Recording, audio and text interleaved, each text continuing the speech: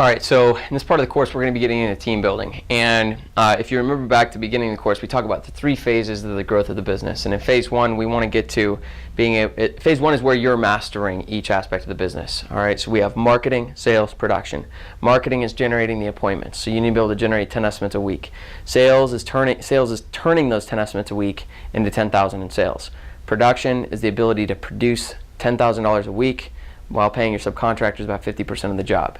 All right, and once you do those things, you have created a marketing funnel where you can reliably generate the estimates. You've developed a sales skill that you can reliably sell those jobs, and you've built a subcontractor team that can produce 10,000 a week, and you've had to develop the skill of building that team so now you can duplicate those skills. Okay, whatever you're doing in marketing, you do more of it.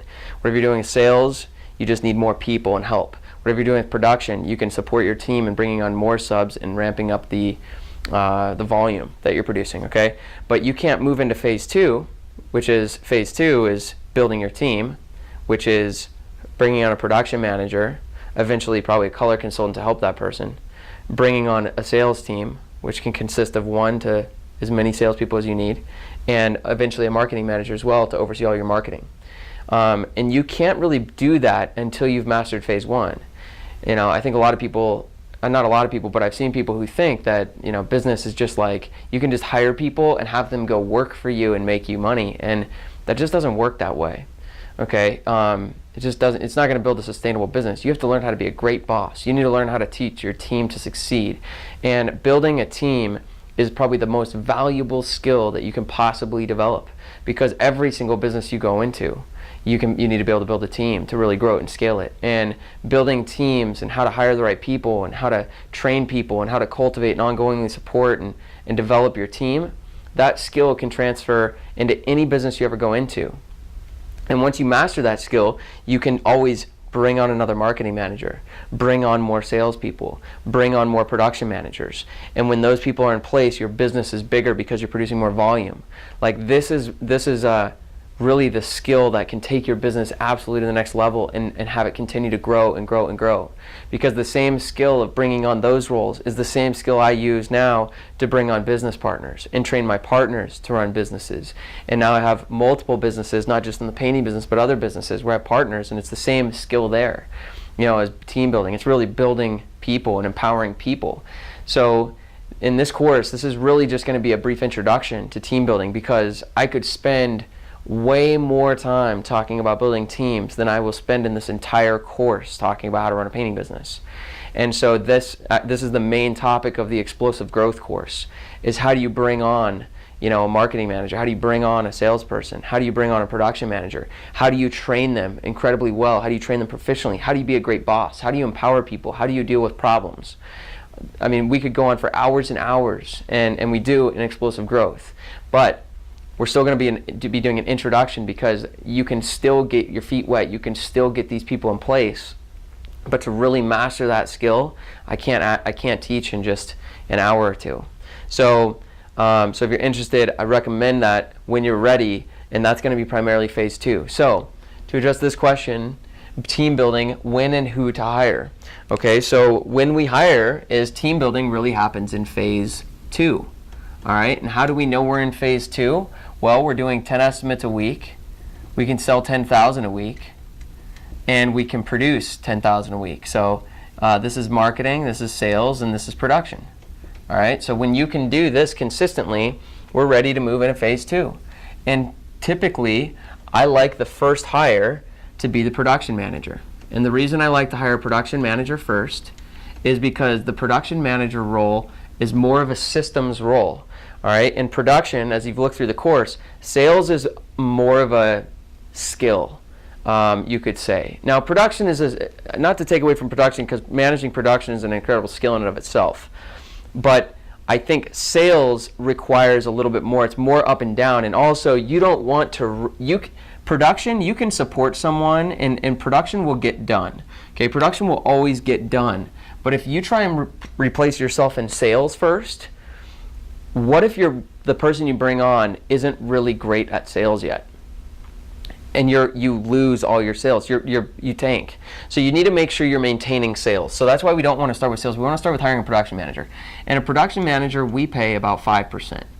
All right, so that's typically what we pay a production manager is 5%. So if we're doing 10,000 a week, that means this production manager can make $500 a week. If you're producing 10,000 a week, that's about 15 to 20 hours a week.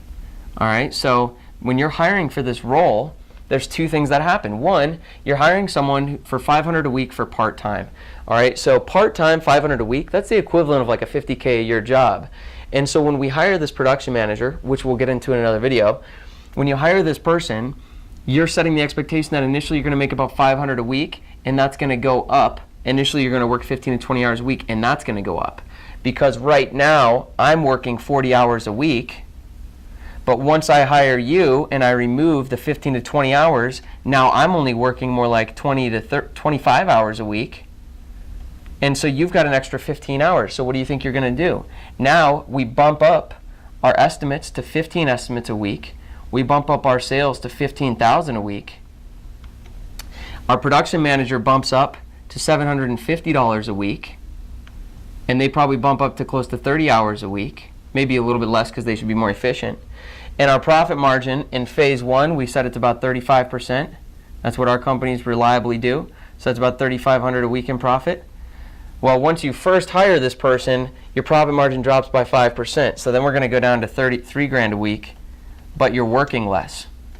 And then when we add this in, we're back to 30%, which is going to be, what's 30? That's about 4,500 a week. All right. So now we're making more money, and we're working roughly the same amount of hours. So then the next thing we're going to do is we're going to hire a sales rep. We're going to pay them 7%. So now we're dropping our margin down to like a 23% margin.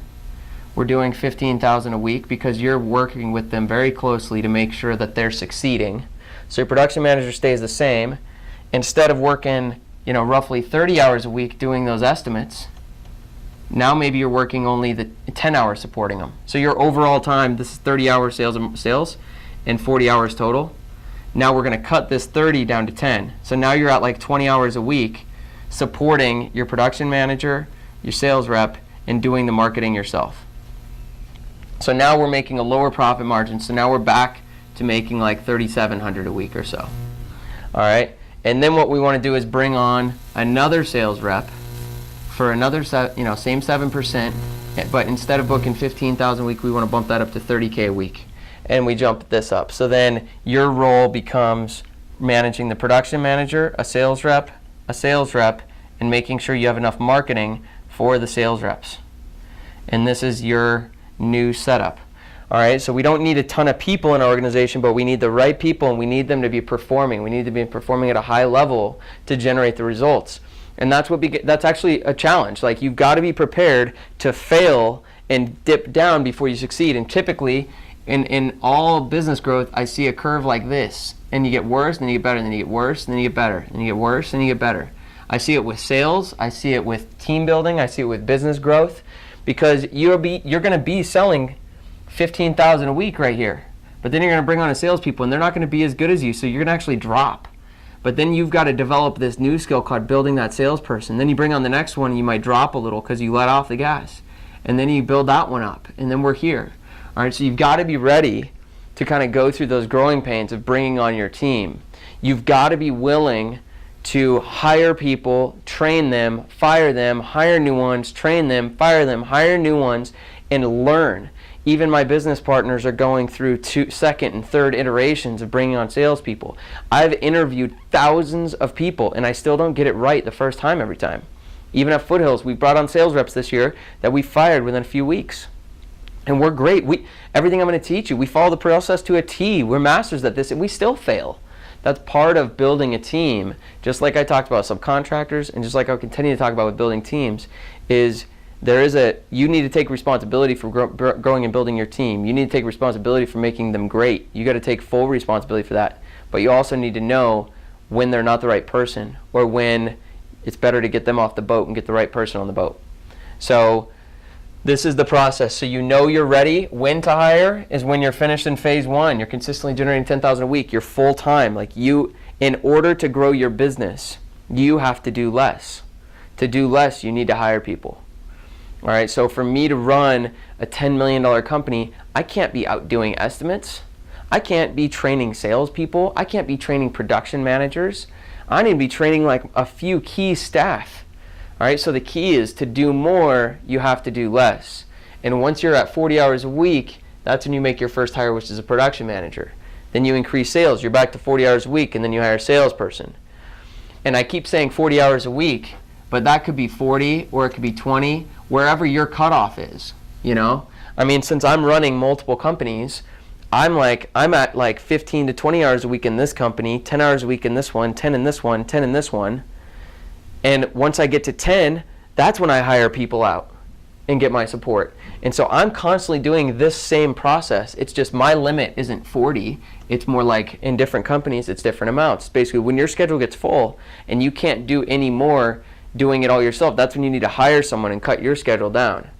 Same principle that we always follow in all business growth is fill your schedule up and then chop it down. And fill it up and then chop it down. And the faster you kind of iterate that, the faster your business will grow. So we'll get into these in the next video.